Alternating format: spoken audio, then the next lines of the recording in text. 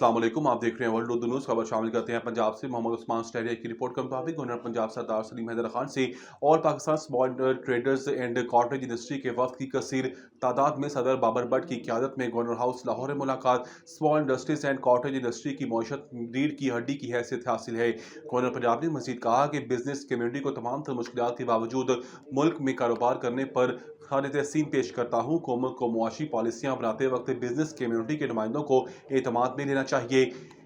Governor Punjab ने मजीद कहा कि आस पास जंग मुसल्लत है, लेकिन पाकिस्तान की तरफ किसी को मैली आंख से देखने की जुर्रत नहीं। बड़ी वजह ये है कि शहीद जुल्फ़िकार अली भुट्टो ने जो उस एटम बम की बुनियाद रखी, अगर मुत्तहिदा अरब अमारात की तरह बड़े टावर हमारे पास नहीं है, लेकिन हमें डर भी कोई नहीं है।